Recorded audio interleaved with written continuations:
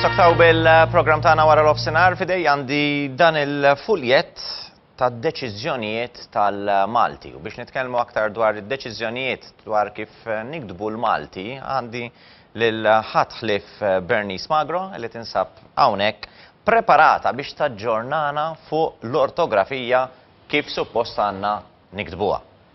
Issa ħafna minna nsibuha diffiċli u min jgħidlek immax dik hekk imdorrija niktibha, wara dik tinkiteb hekk qabel xejn kif inti. L-importanti ninsab tajba. Maltin issib uħud minnhom li jgħidulek illi isma' diffiċli biex tikbu l-Malti u daw dejjem ibidlu il-Konsil tal-Malti. Ma nafx kif tirribattiha din inti.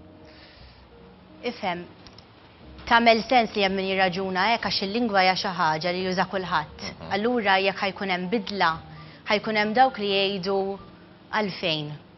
Mhux tajjeb hekk kif qegħdin nikdbu Jekk hemm drajni hekk għalfejn ħanbidluha. Eżatt. Oħrajn li jgħidu tajjeb li jinbidlu dawk l-iżbalji li dejjem jieħdu żball fihom in-nies biex ikun hemm iktar konsistenza fil-kitba. Fil-fatt meta kont qed nagħmel it-teżi, irriċerkajt ukoll dak li jiġri fir-riformi ta' lingwi oħra. U fil-verità ħafna mill-affarijiet huma simili. Jiġifieri dejjem ħajkollok dawk in-nies li jaqblu u dawk li le. Jiġifieri din mhix xi ħaġa li tiġri fil-Malti biss. Le. Jiġifieri l-Ingliż ukoll ibidlu. Jiena fit-teżi tiegħi stħarriġt il-Franċiż, il-Portugiż u l-Olandiż għax huma tliet lingwi li kellhom ħafna riformi. Allura qisek x'in tibda taqra u tibda tara tibda tgħid dik iltqajt magħha u fil-Malti ġrat ukoll, mela mhux fil-Malti biss ikollna dawn l-idejat li l-ħin kollu tinbidel il-lingwa. Issa fejn tidħol l-ortografija ħafna jiddejqu illi qegħdin nadottaw kliem mill-Ingliż u nikdbuhom bil-Malti.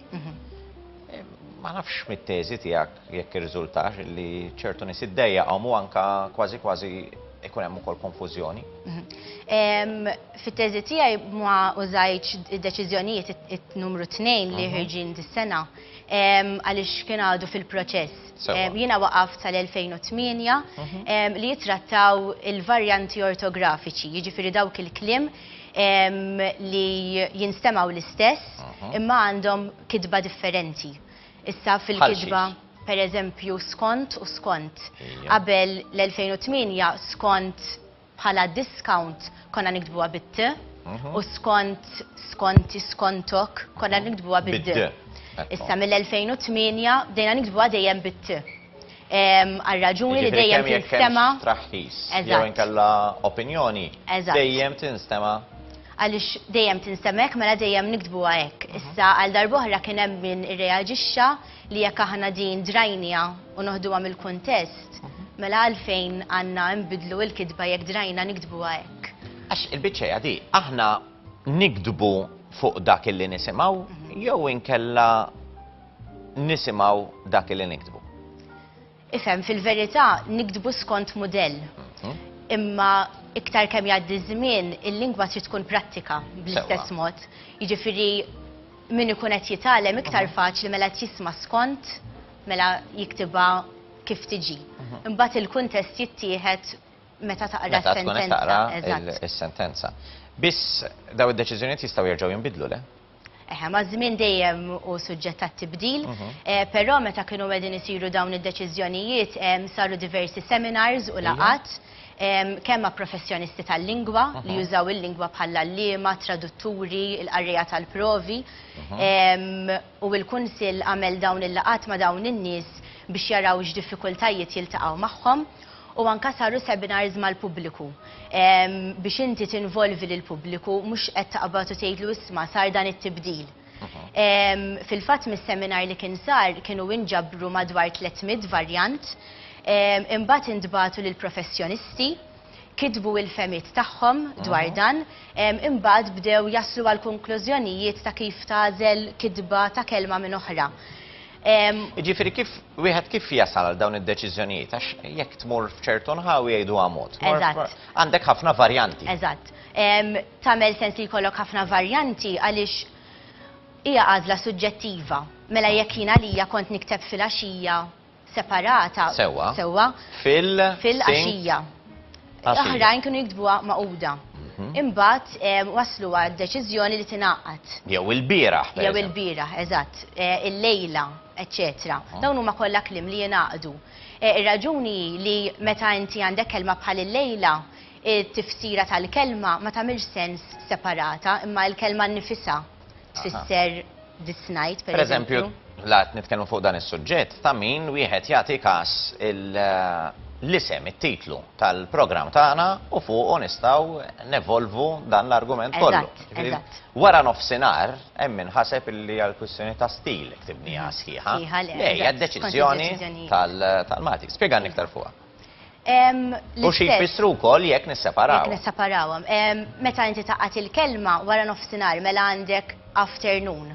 Jekk qed tissepara wara nofsinhar after 12 p.m.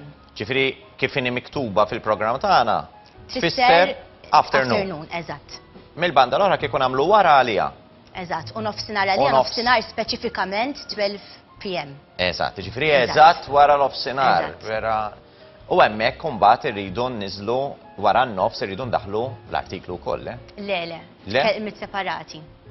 Ġifieri wara u nofsinhar mingħajr artiklu fin-nofs. Issa mbagħad jerġa' għandek wara nofs inar.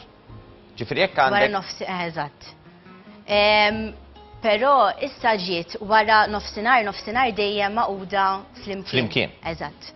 Għax nofsinhar bħala 12 p.m. tagħmel sens maquda. M'għandekx tifsir differenti li qed flimkien jagħmlu tifsira waħda trid tingħaqad il-kelma. Però wkoll meta kienu qed isiru dawn id-deċiżjonijiet mhux li l-pubbliku qbadtu qed lu isma' ddeċidejna hekk minn għada trid tibda tiktibha hekk. Daw fidejja ilhom għandhom 10 snin, le? Iva, imma meta ħarġu fl-2008 kien hemm perjodu ta' 3 snin. Iva. U sal-2011 bdew jiġu aċċettati il-varjanti xorta. Mela jekk jien kont nikteb fil-għaxija bl-artiklu, sal-2011 stajt nibqa' niktiba hekk. Iżda fl-iskejjel kien hemm enfasi li mhix il-verżjoni tajba, imma sakemm tindera li ma taqbadx tgħidlu ħażina. Ittieħ ċans. Issa jekk ikollna kliem ieħor bħal x'inhu jiġini f'moħħi bħalissa ta' bħal fil-fatt hekk kien. Eżatt. Mela. Ħadd tiktibha bis-sink jew mingħajr. Fil-fatt tiktibha bħala kelma waħda. Pereżempju inti qed tgħid fil-fatt ġara hekk. Imma jekk qed tgħid fil-fatt fatt bħala fact, dik tagħmilha l-artiklu għax qed tenfasizza li l-fatt kien wieħed partikolari. Sewwa. Jiġifieri dak il-kliem kollu illi normalment kien jintuża f'kontest u aħna bdejna nużaw f'kontest ieħor u sar iktar espressjoni. Eżatt. Dak jinkiteb kelma sħiħa. Eżatt. Allura hekk ngħidlek mbagħad ras imbras, pereżempju. Dik ukoll tinkiteb bħala espressjoni waħda minħabba li t-tifsira hija toħroġ mill-kelma sħiħa bħala espressjoni. U l-Franċiżi jagħmlu l-istess, tête à tête jew le? Le, ċoħe ma nafx eżatt kif jużaw il-klimek. Jiena fit-teżi tiegħi li rajt pereżempju fidejn min ikunu dawn il-bidliet, fidejn min jitħallew. U wkoll għandhom il-kunsill. Min għandu s-seta li jbiddel? Fidej min jitħallem? Min jisu jibda, juhu l-inizjattiva biex jibda dawn il-bidliet. U wkoll ikollhom kunsilli jiddiskutu mal-pubbliku. Jiġifieri inti dejjem għandek il-pubbliku li qiegħed jagħti l-opinjoni tiegħu qabel ma finalment ittieħed deċiżjoni finali. Ovvjament dejjem ħajkollok min ma jaqbilx. Dejjem skont inti kif tuża l-lingwa. Jekk jiena drajt hekk diffiċli li f'daqqa waħda tgħid li isma' mhix tajba. Mhux hekk jekk jiena ħandur fuq in-nanna tiegħi. Eżatt, speċjalment. U ngħidilha isma' din qed tinbidel, tgħidli jiena jgħidli dak is-sin kollha niktibha kif. Nifhem li jkun hemm anke xi forma ta' reżistenza. Però nifhem ukoll li ħafna ommijiet li nitkellem magħhom li jkunu qegħdin jgħinu l-itfal tagħhom fix-xogħol tad-dar u tal-iskola illi jitħawdu, pereżempju mobile. Għalina, mobile ħanikbuha M-O-B-I-L-E. Anka kif qed nispellija bl-Ingliż. Għalina ssibuha diffiċli tiktibha M-O-B-I-L. Issa, dawn it-tibdiliet x'ġara mit-teżi tiegħek xrajt illi ħolqu iktar konfużjoni jew le? Ifhem, fl-aħħar mill-aħħar naħseb li iktar kien hemm sens ta' uniformità. Jiġifieri, alright, mela jiena żrajt nikteb hekk. Imma jekk meta wieħed jifhem għaliex għaqadnihom, mhux sempliċement qed ngħidlek ikteb hekk, meta tifhem għalfejn, tkun tista' tifhem aħjar għalfejn qed tikteb hekk f'liema kuntest. Jiġifieri fil-każ ta' kliem mill-Ingliż pereżempju, mobile faċli tiktibha kif tinstema', imma mbagħad kliem pereżempju bħal fire extinguisher. Ma tistax tiktib taqbad u tiktibha kif tinstema' għax iktar qed titħawwad x'in tiġi biex taqra. Fl-istess ħin mhux qed tiffaċilita l-qari. Stemna. Ġifieri lan u l-iskop kollu tad-deċiżjoni fejn tidħol ortografija huwa li niffaċilitaw Eżatt. il-mod ta' kif Il-mod ta' nikdbu kitba u anka tal-qari fl-aħħar bil-aħħar għax inti trid tqis li meta qed tbiddel il-kliem mela għandek kodba sħaħ tal-iskola li għadhom miktuba bl-ortografija antika. Mela dawk iridu jerġgħu jiġu pubblikati.